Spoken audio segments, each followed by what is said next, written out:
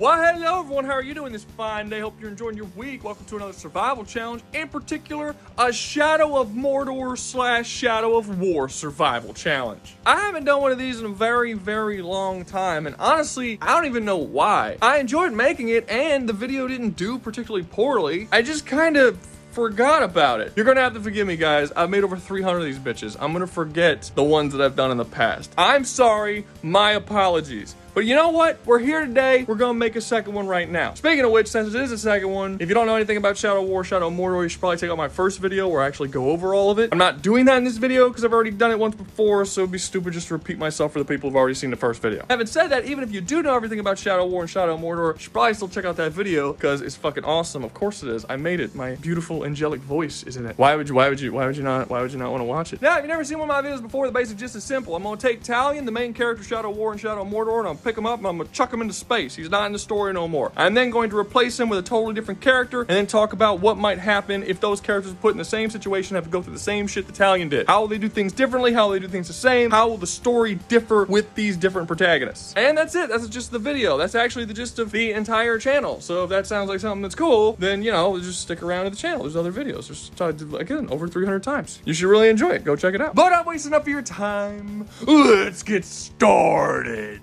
First up on the chopping block, we have Father Gascoigne from Bloodborne. And it might be a little weird as to why I'm using Father Gascoigne for a couple reasons. One, he's not that far into the game, so he's really not all that strong compared to a lot of the other characters. And also, he's barely in the game. Like, why wouldn't I use someone like the Hunter, the main character of the game? And the reason why that is because, as I've said many, many times before, this isn't a scaling channel, and this isn't a versus battle. It's a survival challenge where we dive into the characters and see what decisions that they will make being thrown in this situation. And you can't come up with any decisions that the main character would make because the main character isn't a fucking character. He doesn't make any decisions or do anything. He just goes forward with the plot because he has to. We don't know why he's there or what he wants or anything about him personally. So you can't make any estimations on what decisions he would make in a different situation outside of this one. He doesn't even have like canon abilities and canon weapons and like a canon build. Like, we just don't know anything about him. I would actually argue that this is the case for the entire FromSoft library because none of these games other than Sekiro actually have a story. No, lore is not a replacement for story. I don't care how much you think that. Okay, so small tangent. Games have always had lore. They've always had codexes and lore pages and shit for you to find that told you more about the game and the world of the game and the story behind the game. That's always been a case. But it wasn't until FromSoft games that anyone tried to claim that that is a replacement for the story. When you play Mass Effect, it has a story, and then throughout that story you can collect codex pages, and the codex pages tell you more about the world and the races and the characters and stuff that happened before the events of the game that give you like a little added depth of information into what the current story is. But no one would argue that those codex pages were in of itself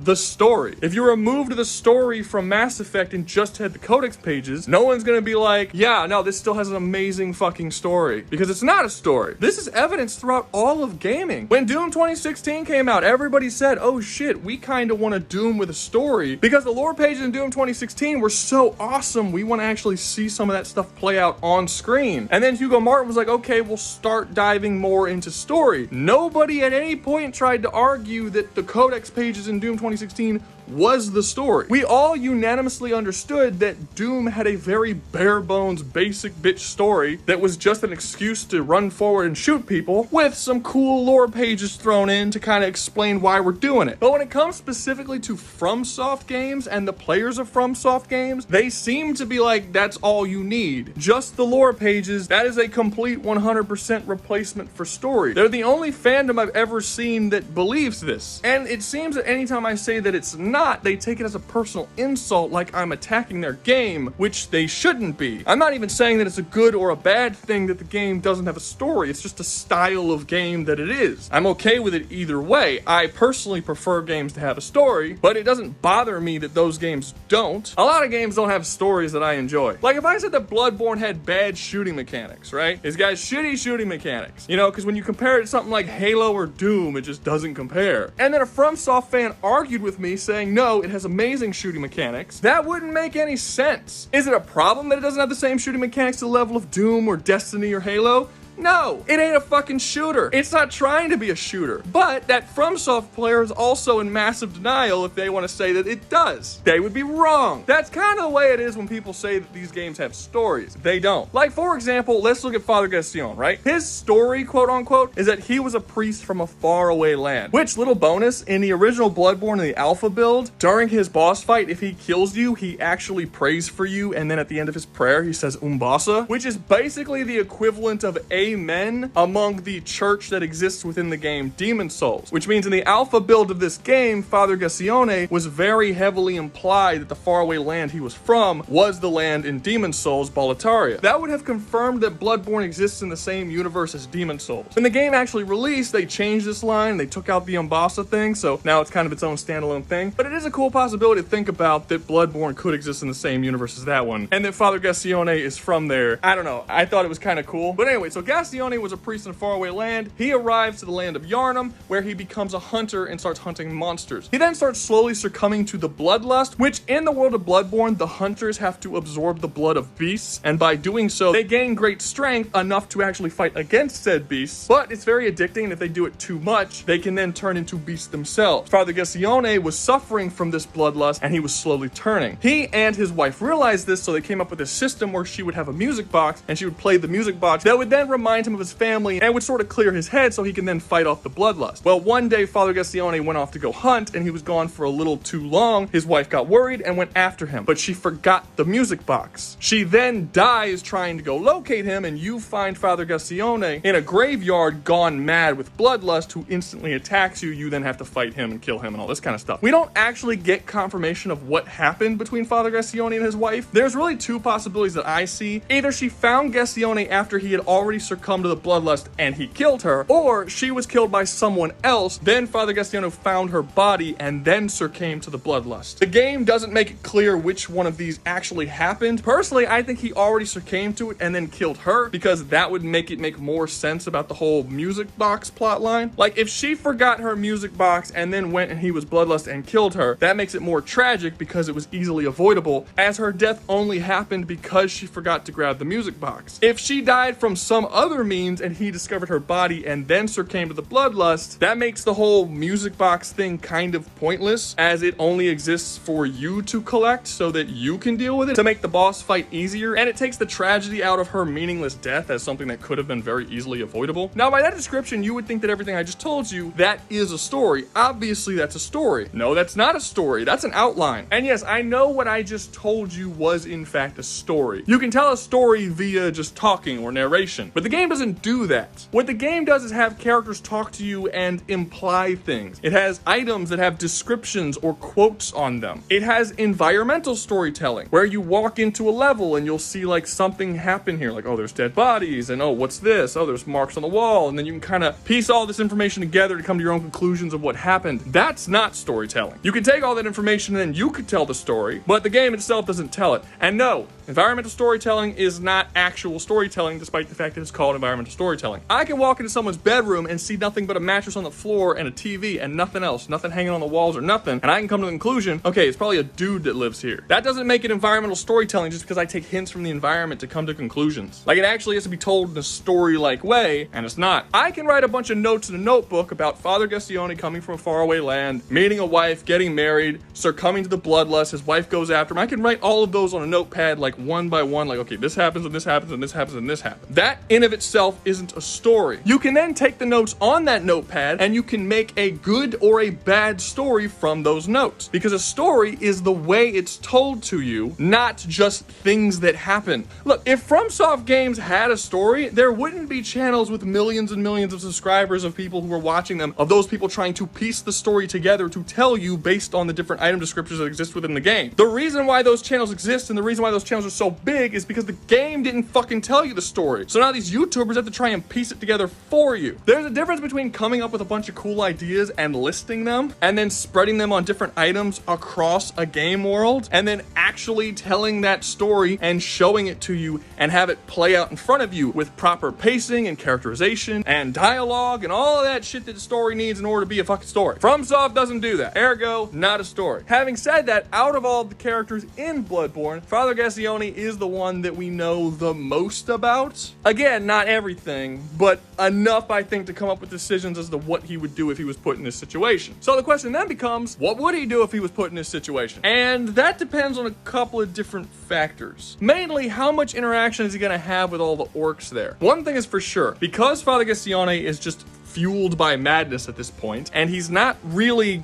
killing people for any actual goal. He's just sort of a beast now. I mean, I would say he's more than a beast because he can talk and he can think, but he's definitely just fueled by madness. Unlike a lot of other characters on this list, he's not going to show up on Mordor and try to like fight the villains and like take out Sauron because he's so evil. Gascoigne don't care. He's not in the mental state right now to even think about that kind of stuff. He's really just fueled by bloodlust. He's going to go around killing people, and that's it. And if that is indeed the case, which I don't see any reason why it wouldn't be, then I don't really see any of the higher ups within the orc army giving a shit about his existence. He's basically going to be the same thing as like a Grog or a Caragor or something. He's going to be some monster out there that's killing them that they might form hunting parties to go after, but it's not like the Black Hand is going to show up and be like, we need to deal with this threat. Because he's not a threat. He's not a threat to Sauron. He's just a mad dude who runs around killing people. In fact, the orcs might come together and make it like a sporting situation where it's like, oh, whoever can kill Father Gascoigne, you know, they get big props. We know throughout Shadow of Mordor and War that the orcs will oftentimes purposely pit themselves against giant monsters and beasts to 1v1 for the sole purpose of earning glory points and increasing his reputation among the other orcs. Father Gascoigne isn't like all the other humans who are trying to attack the orcs and take them over and overthrow Sauron. He's just going to be roaming around hunting them pretty much the same way a Graug does. So I don't see them treating him any differently than they would treat a Graug. Now, having said that, while Father Gascoigne is way more skilled than a Graug is, he's nowhere near as powerful as a Graug is, and we have seen orcs in this series who are capable of literally one-shotting and instantly killing Graugs. In fact, I don't know if I should really do this because this is more game mechanics than actual like lore or story, but there is a skill in the game that orcs can have called Beast Slayer that allows them to kill big-ass beasts and monsters basically instantly, and there are also affiliations in the Bloodborne game with different enemies being different types, and Father Gascoigne is the beast type. So in theory, if Father Gascoigne came across an orc with the Beast Slayer skill, he would be able to be essentially immediately one-shotted by any of those types of orcs, and he'd just be fucked. In fact, there's an entire faction of orcs in Shadow of War that solely exist for the purpose of hunting down and killing beasts. And as I said, by the end of Father Gascoigne's arc, and really by the point that we would put him in this story, he is just a beast, a skilled and intelligent beast, but a beast nonetheless. And it's not even really 100% guaranteed that he'd be able to defeat every single orc in a 1v1 fight. He'd be able to defeat most orcs in a 1v1 fight, but I do think that we've seen orcs in this story that are so powerful they can even match Talion in combat, and Father Gascoigne just isn't as strong as Talion is, not even close. So will Father Gascoigne die? Yeah, almost certainly, but I think he'll survive for a pretty decently long amount of time until his reputation builds to the point that he starts getting hunted by orcs for the sole purpose of sport, which will attract the most powerful and most dangerous orcs. So you had a good run, but you're gonna die. If you're enjoying the video, make sure to like, subscribe, comment, share, and join the membership. Remember, join the membership, you get exclusive access to unique videos that no one else could get. And also check down below in the pinned comment for a link to the Discord as well as my second channel where I have all sorts of videos that you can't get here. Anything that's not a survival challenge you're gonna find over there. Next thing I'll put over there is probably gonna be something on Borderlands 4. I'm currently playing through Borderlands 4. So I don't know, maybe I'll do like a late review or just my thoughts on it or talk about something interesting. I don't know yet. I'm pretty early on in the game. Once I get through it, I'll probably put some over there. Coolio home slice, let's get back to the video. Next up on the list, we have Daniel Fortesque from MediEvil. And this might be a little bit surprising to people, but this is the strongest character on this list, like by a considerable margin. I was surprised too. There are parts in MediEvil where you have to do some seriously impressive shit. On multiple instances, you have to break these giant fucking boulders that are like larger than you are, and in one hit, they shatter into a million fucking pieces. That's it. That's all you need. That's way stronger than any of the other characters here. Can you imagine if Daniel had to fight a Grog? Like, he could walk up and just smack Macagrog in the ankle, and he's literally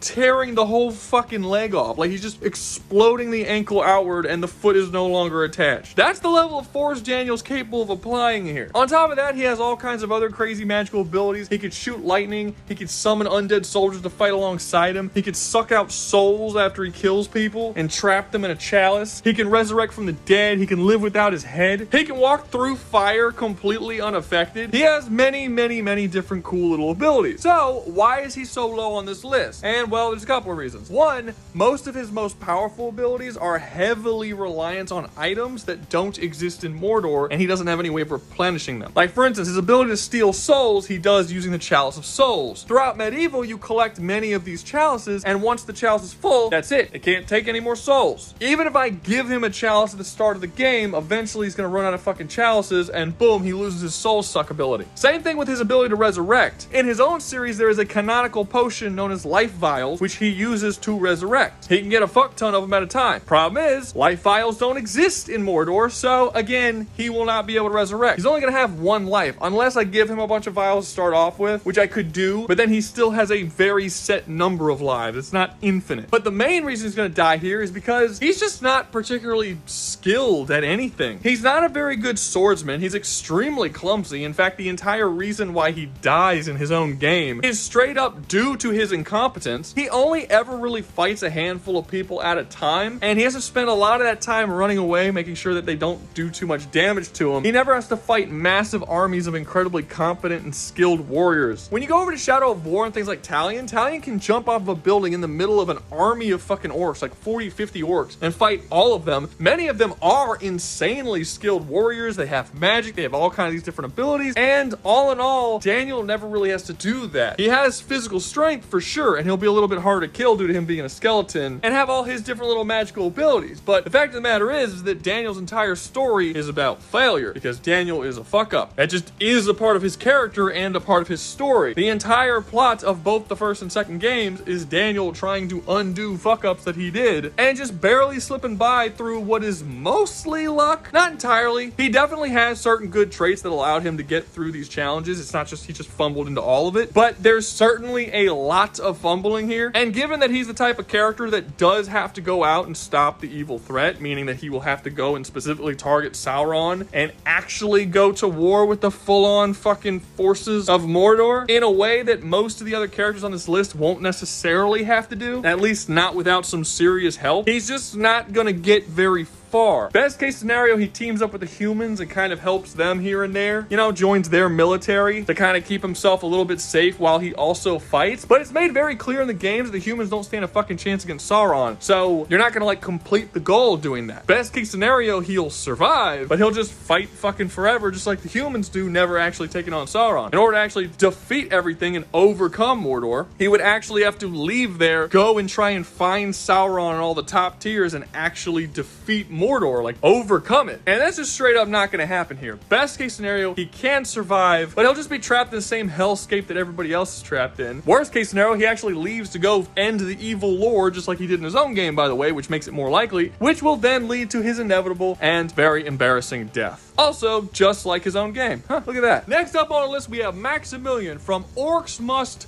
Die. Ooh, I said die. How horrible. I didn't say fucking unalive or whatever that shit is. I don't get it. I don't understand why so many YouTubers say unalived or grape instead of, you know, died or murdered or butchered or raped or any of the other terms that you use. I've literally never been blocked at any point for saying murder or rape on this channel. I don't know where all the fear is coming from. A part of me just thinks that these people think that they get blocked, but they don't actually know. They're just going off of what other YouTubers do. Somewhere along the line, someone said this thing and then it just caught on, and I don't really know where it came from, because it hasn't affected me once yet. I mean, shit, I coined the term murder raped, which is when someone is murdered so brutally, so horribly, and without dignity that murder can only be described as another form of rape. It's called murder raped. It can also be used if someone is just murdered and raped. That would also be an acceptable usage of the word. My point is that my videos have never been demonetized or blocked for this kind of speech, so I don't really understand why I don't get the whole unalive thing. You're not saving yourself from some kind of cancellation. You just sound fucking stupid. Anyway, the basic gist of Orcs Must Die is that in this universe, there's two worlds. There's a human world and the orc world. We call it the orc world, but it's got way more than just orcs. There's like fucking fire imp demon creatures and little goblin things, and there's all kinds of stuff, but it's called Orcs Must Die. They refer to most of them as just orcs. Whatever, just go with it. And these worlds, for the most part, can't interact with each other with the exception of these portals called rifts. The rifts connect the orc world and the human world, and the orcs are constantly trying to go through the rifts in order to attack, plunder, raid, destroy the human world. So a bunch of humans got together and formed this thing called the Order, becoming war mages whose sole purpose in existing is to defend these rifts and stop orcs from coming through them. So what they do is they travel through the rifts into the orc world, build massive fortresses around those rifts, and then use magic to make a bunch of fucking traps and crazy contraptions to kill the orcs as they try to come in through the rift. And that's the basic gist of the game. It's got a little bit of hack and slash, a little bit of third-person shooter, and a lot of tower defense. And every single game you play is just you and your friends trying to stop literal armies of orcs and different creatures from walking into this rift. Now, if you've played this game before, you might find it a little bit strange that I'm even having Maximillion here, because it doesn't quite fit the lore. In the lore, Maximillion doesn't actually have any of his magic if it wasn't for the rift. The rift is what gives magic to both the orc world and the human world. In fact, at one point in the story, Maximillion does close the rifts because he just feels like, why are we even doing this? Let's just close the fucking rift and problem solved. And then when he did that, he realized that was a really big mistake because literally everything in the human world, from the seasons to rain and all, like the weather itself, all is completely controlled by the rift. When he did that, he caused massive suffering around the entire human world with starvation and plague and all kinds of other problems. So the rift actually needs to be open, not only for their world's survival, but in order for Maximillion to even be able to use his magic to fight in the first place. So if you just took Maximillion and chucked him into the Mordor world, he would fucking die because he doesn't have any of his powers. He would just be a dude with a crossbow. Not even a magical crossbow like it normally is, just like a regular crossbow. So in order to do this challenge properly, we have to kind of just pretend that there's a rift in Mordor and that's how he got there, and he's using that rift's magic to be able to, you know, do whatever he needs to do, and we can kind of like, you know,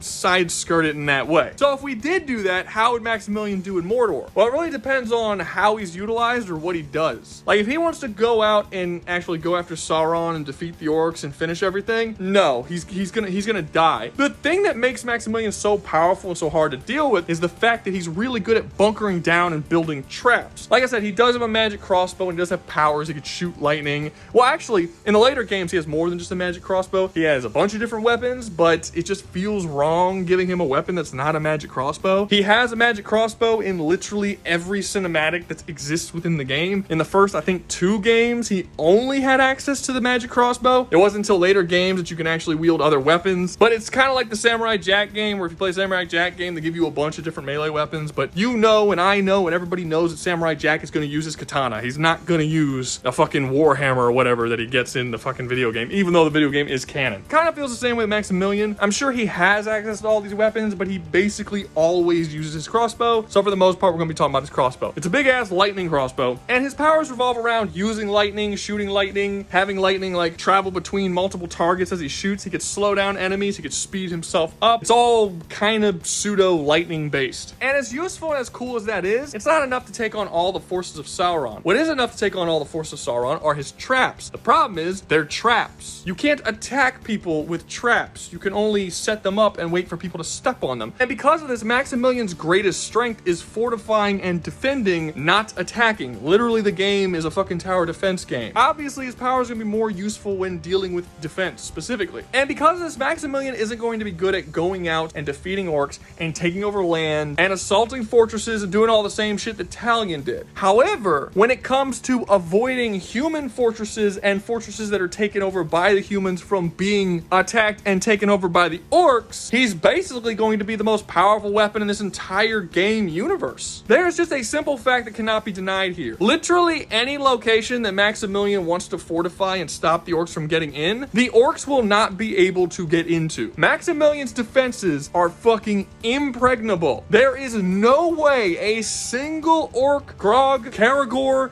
literally the fucking Balrog, none of them are going to get into a castle that is fortified by Maximillion. His defenses are insane. Can you imagine if you put Maximillion and you had him at like the Battle of Helm's Deep in the Lord of the Rings Two Towers movie? Would that have even been a threat? Would there have been a single drop of sweat off the brow of a human man inside that castle if Maximillion was there building traps for them, not allowing those orcs to come in? There's no way they would have ever made it. They absolutely cannot. You have to understand, the orcs in Orcs Must Die don't feel pain. They don't know fear. They're basically mindless beings that just walk forward no matter what to destroy, kill, and consume everything in front of them. Orcs actually can feel fear. They're people with personalities. In the Orcs Must Die game, despite there being so many orcs who just walk forward with the sole purpose of destruction and death, they could still send hundreds, thousands, tens of thousands of orcs into one castle, and one war mage is capable of repelling all of them with the power of their traps. What the hell are the orcs from Shadow of War gonna do who do feel fear,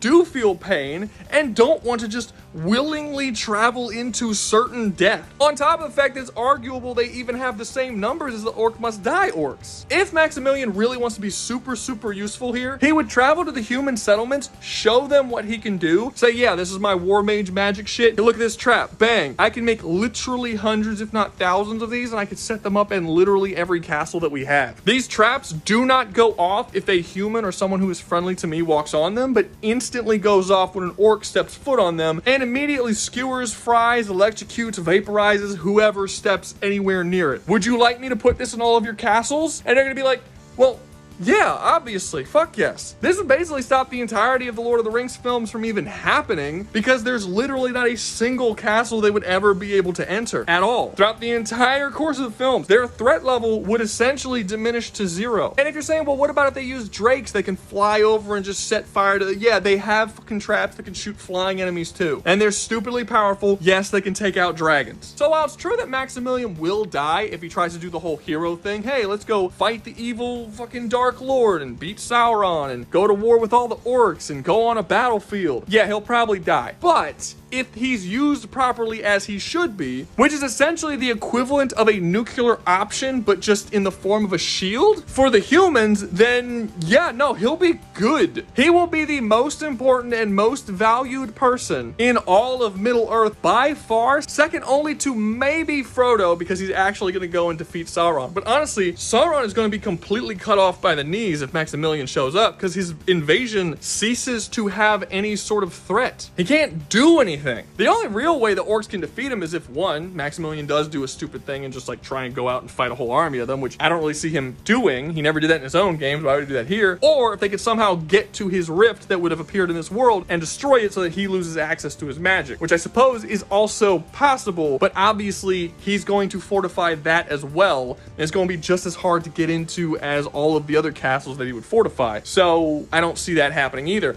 In fact, if he goes and tells the humans, all this crazy magic I'm using to keep all the orcs at bay, the source of it is this rift that's in Mordor. We need to travel to Mordor right now, build a massive fucking fortress over it, so I can just cover it with an unlimited number of traps. And as long as they can get there and build the fortress and fight off the orcs while the fortress is being built, then they're good. They'll be good. They'll be able to do it. It'll be great. So there certainly is a chance of failure, mainly if that little journey fails. But if that journey succeeds, I mean, Sauron's basically worthless now. So victory for Maximillion, I suppose. Last up, but certainly not least, we have Hector from the Castlevania series. And I am going to do my absolute utmost best to not shit on the Castlevania anime as much as humanly possible. I have done that at length on this channel. I think y'all more or less know what I think about it. It's a piece of shit. Hector is a piece of shit character in it. He's unbelievably stupid. The series won't stop saying that he's smart, but he doesn't do anything smart in the whole series. He constantly gets manipulated. He has the exact same character arc in season 2 that he does in season 3. It's like literally the exact same storyline. They just repeated it and thought we wouldn't notice. For some reason, they wrote him as a general in Dracula's army, despite the fact that he has no combat experience or wartime experience at all. In fact, he's a fucking anti-violence pacifist. It's so stupid. It's such a bad show. But like I said, I'm not gonna get into it. I made a whole video, an hour-long video, where I talked about every single season of Castlevania and all this shit that was wrong and right with it. Okay, here's a link to the video. I'll put it somewhere on the screen. You can click on that, and I'm gonna talk about it here. To be honest though, my opinions of the show have only gotten worse over time, so I think I was probably even a little kind to the show in that video. Now let's talk about the good version of Hector. To be fair, this is not the most complex or amazing or awesome character ever in the game. He's very, very simple, but simple isn't bad, and simple in this case works. He's just written as a foil to Dracula, nothing else. Dracula's a character whose wife died, and then in his rage, he lashed out at all of humanity, wanting to wipe them all off the face of the earth. Hector, very similarly in the Castlevania games, is a very, very evil dude. He was Dracula's most powerful soldier, and yes, the general of Dracula's armies,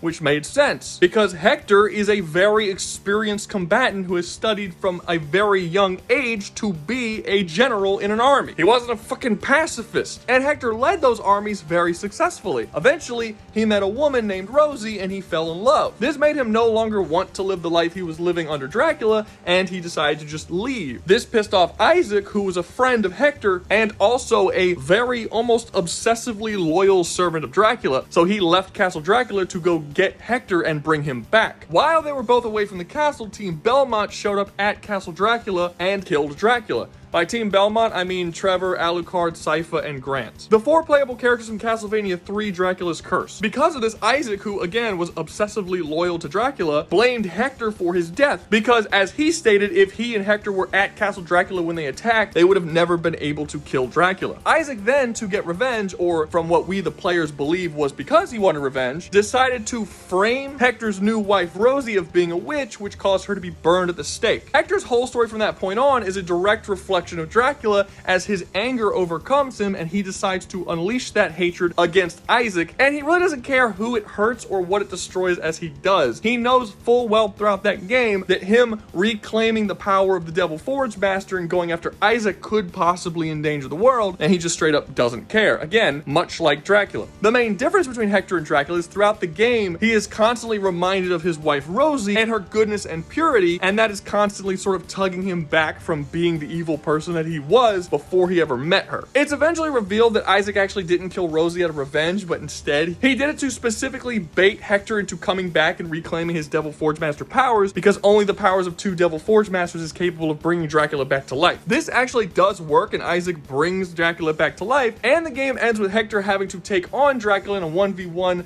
awesome over-the-top crazy fight thing, and he beats him and saves the day, and everything's all good, right? Cool. Good game, fun game. Hector's a pretty cool character. Now, as for what Hector can actually do, and I feel like I kind of have to say all the stuff that Hector can do, because I constantly get a lot of messages from people when I talk about Hector in a series, where people give their ideas of what they think of Hector and what he would do in certain situations, but it's just clear by the way they're talking that they're talking about the anime version, but the anime version and the game version are so vastly different that that doesn't work. Like when I announced that this video was coming out, I got a comment under the community post that basically said something along the lines of Hector would actually join the Orcs because Hector is okay with enslaving humanity. He just didn't like that Dracula was killing all of humanity. That was the problem that he had, so he would probably join Sauron and the Orcs. Since Sauron doesn't actually want to destroy all of humanity, he wants to enslave them, which would only be the case if we're talking about anime Hector. If we're talking about game Hector, Hector doesn't give a shit about enslavement or murder of humans. In the anime, Hector betrayed Dracula because he thought Dracula was going too far. In the game, Hector didn't have any issues with what Dracula was doing and never betrayed him. He abandoned him. That's what pissed off Isaac. He left because he wanted a different life. He didn't have any real issues with Dracula up to that point. But by the end of Curse of Darkness, he's a totally different character, and he actually would stand up against the Orcs because of the influence that his wife Rosie had on him. Now, that's just one example, but really every single aspect of Hector's video game counterpart is considerably different than the anime counterpart. As I've already said, Hector is an extremely skilled fighter that was raised and trained from birth to be the perfect warrior and general. He's so powerful that before he fully reclaimed his power as the Devil Forge Master, he was capable of defeating Trevor and Death in a fight. In fact, the entire concept of Devil Forge Masters is completely different in the game than in the anime. In the anime, it's basically necromancy. You take dead bodies, you do some shit to it, and it turns into a demon. That's not what it is in the games. In the games, it's a whole school of sorcery, and it is sorcery. That's another thing. In the anime, they're just born with it. It's like a fucking mutant X-Men demon power, whereas in the game,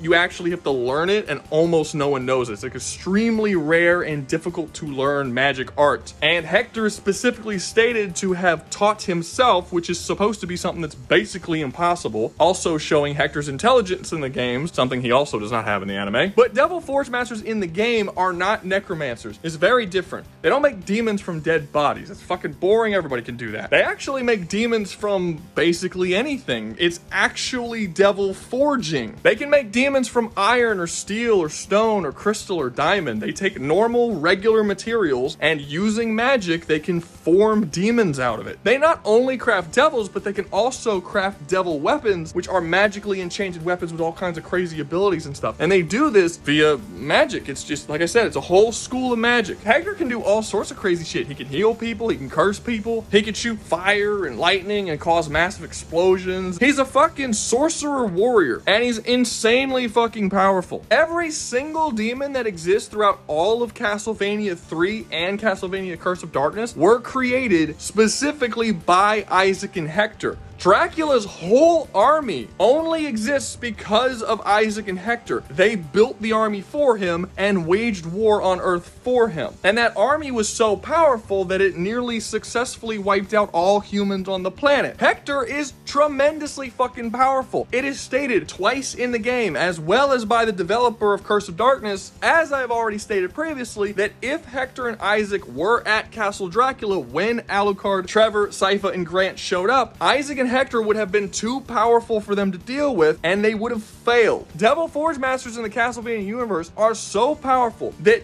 death itself can't bring Dracula back from the dead, but the power of a Devil Forge Master can. They have more power over life and death than death itself. Think about that for a minute. That's literally a plot point in the story. So, what's the deal? Is Hector gonna be able to fuck up Mordor? Yeah.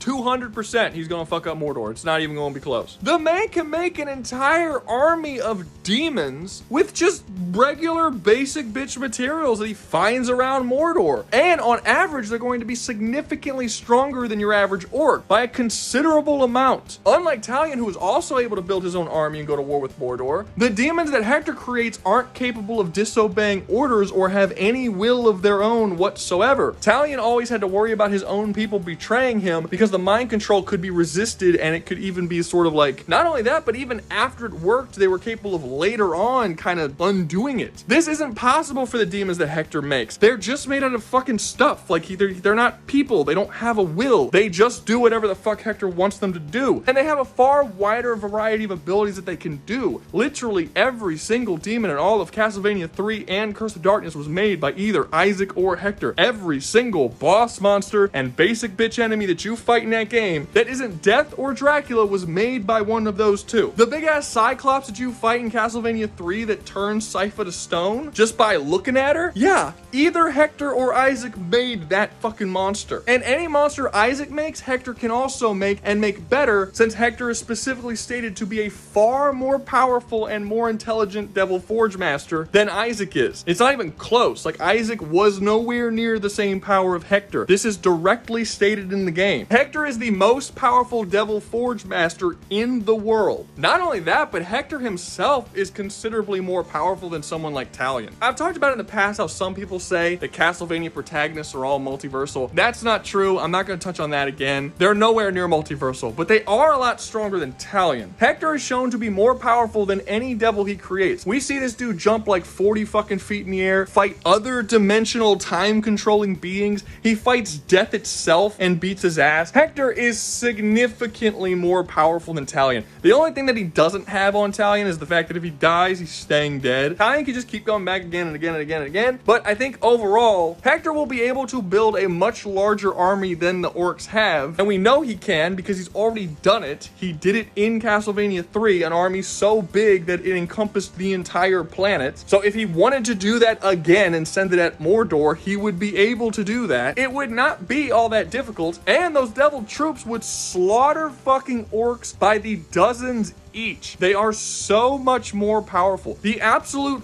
weakest battle type of devil that you can create in that game is a giant lava rock monster. A massive lava monster made of magma and rock. That's the weakest battle type devil that you can make in Curse of Darkness. The absolute weakest. The fucking things then evolve to become considerably more powerful after that. This shit isn't close. Hector is gonna have no issues taking over all of Mordor. I don't even think he's gonna have that many issues against Sauron himself. And it's not that he himself is so powerful that he'll just one-shot everyone. It's really just his Devil Forge Master powers. The Lord of the Rings universe, as shown with Shadow of Mordor and Shadow of War, I'm not talking about the Ceruleum and shit because that's not canon. This is a totally different continuity. Does not have what it takes to fight against something like a planet-wide fucking demonic army. It just can't. And I haven't seen anything from that series that shows me that any of these orcs or uruks or grogs or anything else that exists in Mordor can actually defeat Hector in a fight, even if he didn't have the Devil Forge Master powers. So yeah, Hector wins. He will overthrow Mordor for sure. But that's going to be all for me. Hope you enjoyed the video. If you did, make sure to click one of these 4 other videos because the algorithm super likes it when you click one of these 4 videos.